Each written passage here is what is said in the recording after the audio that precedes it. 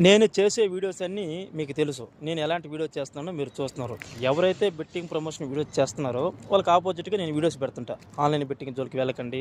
ఎవరైతే betting promotion video చేస్తున్నారో వాళ్ళ మాటలు నమ్మకండి. జీవితాలు నాశనం అయిపోతాయని చెప్తా ఉంటా. ఇంకొంచెం గట్టిగానే చెప్తుంటా. ఎలా? వాళ్ళు చేసే వీడియోస్ ఉంటాయి కదా! Betting promotion videos. అవి కొన్ని డౌన్‌లోడ్ చేసేది, ఆ వీడియోస్ పెట్టేది, ఇలాంటి వాళ్ళ మాటలు నమ్మకండి చెప్పి వాళ్ళ ఫోటోస్ చేసేది చెప్తా ఉంటా. దీనికి కొంతమంది ఏమన్నారంటే, తక్కువ మందేను వాళ్ళేమన్నారంటే, వాళ్ళు బాగా ఫేమస్ అయ్యి ఉన్నారు సోషల్ మీడియాలో. వాళ్ళని టార్గెట్ చేసి నువ్వు మాట్లాడితే నువ్వు కూడా ఫేమస్ అవుతానే కదా నువ్వు ఇలా మాట్లాడుతున్నావు అని చెప్పన్నారు. అరే! వాళ్ళు చేసే ఫాల్తూ పనులకి నేను మళ్ళా గలీజుగా తిట్టి, మళ్ళా వాళ్ళ చేత తిట్టించుకొని అంత అవసరమా? నేను మీరు ఉన్నట్టే ఉంటే నాకు కూడా అసలు ఏం అవసరం లేదు కదా! కాకపోతే నేను ఒకటే అనుకుంటున్నా. చాలామంది జీవితాలు నాశనం అయిపోతున్నాయి బెట్టింగ్ జోలికి వెళ్ళేసి, కొద్దో గొప్పో మనం కూడా ఇవన్నీ ఆపాలా. ఎవరెవరు సమాధానం చెప్పకపోతే వాళ్ళు చేస్తానే ఉంటారని చెప్పి నేను కొంచెం చెప్తానుండా. అదేదో పెద్ద తప్పైనట్టుగా వాళ్ళు తిడితే నేను ఫేమస్ అవుతానంట. ఏంట్రా మీరు మాట్లాడే మాట నాకు అర్థం కావట్లేదు.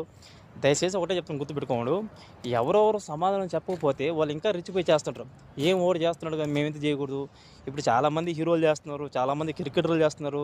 వాళ్ళు పెద్ద పెద్దోళ్ళని వదిలేసి నువ్వు మమ్మల్ని ఎందుకు పట్టుకోను అంటే నేను అందరికీ నాకు వచ్చిన వీడియోస్ ఏవైతే వస్తుంటాయో ఆ వీడియోస్ డౌన్లోడ్ చేసి ఆ స్క్రీన్ షాట్ చేసి వాళ్ళ ఫోటోలు వేసుకొని నేను చేస్తుంటా.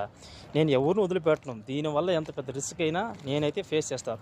అసలు నేను చాలా పెద్ద రిస్క్ తీస్తాను తెలుసా. దీనివల్ల మా ఇంట్లో వాళ్ళు కూడా నన్ను కొంతమంది అడుగుతున్నారు. నీకెందుకురా ఎవరట పోతే మనకెందుకు వదిలేసి అని చెప్పి అన్నారు. కానీ నేను చూస్తూ ఉండలేక నా జీవితం నాశనం అయ్యేట్టుగా మీ జీవితాలు నాశనం అవ్వకూడదని నేను కొంచెం గట్టిగా చెప్తున్నా. అది అర్థం చేసుకోకుండా వాళ్ళు తిడితే నేను ఫేమస్ అవుతానని ఏదో పనికిరాని మాటలు మాట్లాడుతున్నారు. ఒకటి చెప్తే గుర్తుపెట్టుకోండి. నేను ఫేమస్ అవ్వాలనుకుంటే ఏదో ఒక విధంగా ఫేమస్ అవ్వచ్చు. పక్కన తిట్టి ఫేమస్ అవ్వాల్సినంత అవసరం కూడా లేదు. నేను మంచిగా మాట్లాడుతాను, మంచిగానే సమాధానం చెప్తాను. అవతల వాళ్ళు మంచిగా చేస్తే నేను కూడా మంచిగానే ఉంటాను. అలా కాకుండా వాళ్ళు పనికిరాని పనులు చేస్తే నేను కూడా పనికిరాని మాటలే మాట్లాడాల్సి వస్తుంది ఒక్కోసారి. కానీ దానికి కూడా కట్టుబడి ఉండా.